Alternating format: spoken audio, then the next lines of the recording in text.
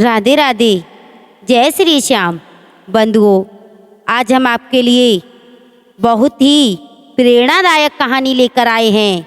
एक गुरु और शिष्य की कहानी जो आपकी सोच बदल देगी।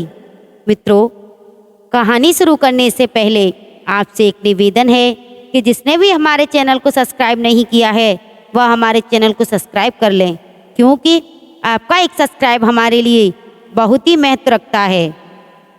एक समय की बात है, एक गुरु और एक शिष्य गांव की ओर गुजर रहे थे। काफ़ी देर चलने के बाद उनको प्यास लगने लगी तो वह एक खेत में जा पहुँचे। खेत पर बहुत बड़ा उपजाऊ था, लेकिन उस खेत को देखकर लगता था कि उसका मालिक उस खेत पर ज़्यादा ध्यान नहीं दे रहा था। वहाँ पर एक झोंपड़ी थी। उन दोनों ने झोंपड़ी के दरवाजे को खटखटाया तो अंदर से एक आदमी निकला और साथ ही उसकी पत्नी और बच्चे भी बाहर निकले। सभी ने फटे पुराने कपड़े पहने हुए थे। गुरु ने बहुत ही विनम्र निवेदन किया कि क्या हमें पीने के लिए पानी मिल सकता है। उस आदमी ने उन दोनों को पानी पिलाया।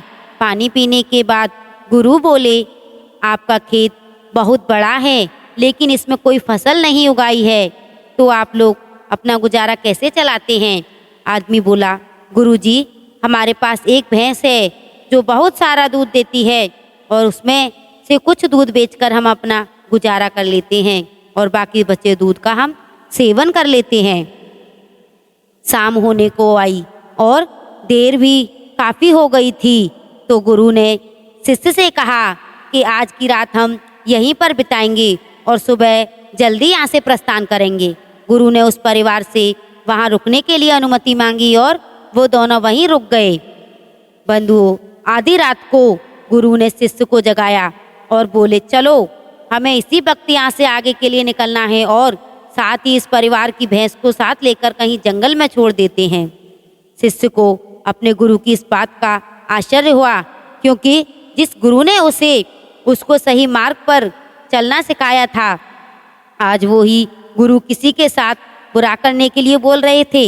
लेकिन क्या करे, गुरु आखिर गुरु थे, इसलिए वह गुरु की बातों को सहमत हो गया।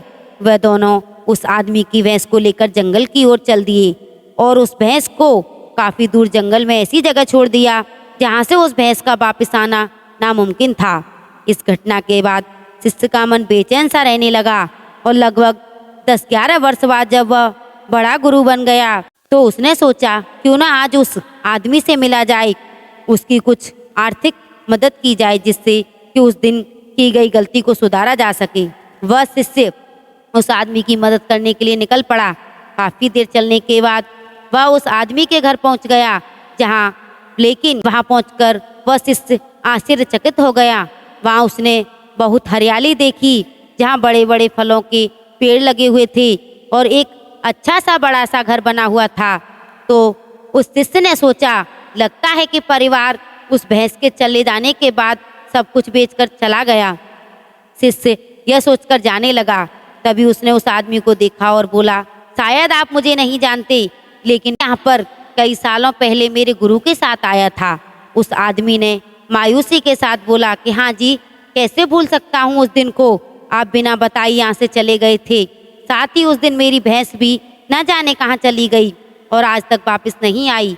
काफ़ी दिनों तक हम इसी बात को लेकर परेशान रहने लगे और समझ में नहीं आ रहा था कि क्या करना चाहिए, लेकिन जीने के लिए कुछ ना कुछ तो काम करना ही था। फिर एक दिन मैंने लकड़ियाँ काटकर बेचने का काम शुरू कर दिया। धीरे धीरे पैसे बचाकर मैंने खेतों में फसल उगाना शुरू किया तो मुझे कुछ मुनाफा होने लगा। मैंने उस मुनाफे से फलों के पेड़ लगा दिए, जिससे मुझे बहुत ज़्यादा मुनाफा होने लगा और मेरा यह काम अच्छा चल निकला। अभी मैं आसपास के गांव का सबसे बड़ा व्यापारी हूँ। आगे वो आदमी बोला, अगर उस दिन मेरी भैंस गई नहीं होती तो शायद मैं कुछ आज मेरे साथ नहीं होता। उसी के कारण मैं कोई और काम नहीं करना चाहता था। जब वह भैंस चली गई तभी मैंने कुछ नया काम करने के लिए सोचा और आज उसका नतीजा मेरे सामने है। यह सुनकर वह शिष्य बोला, लेकिन यह सब तो आप पहले भी कर सकते थे। आदमी ने कहा, बिल्कुल कर सकता था, लेकिन उस समय मेरा काम बिना मेहनत के ही चल रहा था। और मुझे कभी नहीं लगा कि यह काम करने के लिए मैं सक्षम भी हूँ। इसलिए मैंने कभी कुछ अलग करने की कोशिश ही नहीं की। लेकिन जब मेरे पास कोई और चारा नहीं था तो मुझे लगा कि मुझे कोई दूसरा काम शुरू करना चाहिए, जिससे कि घर में अपने परिवार का अच्छे से पालन पोषण कर सकूं। तब मैंने अपने मन में ठान लिया कि अब तो कुछ करना ही होगा और जो भी करूँगा पूरी मेहनत और ईमानदारी के साथ करूँगा। इसी तरह आज मैं सफलता के इस मुकाम पर हूँ।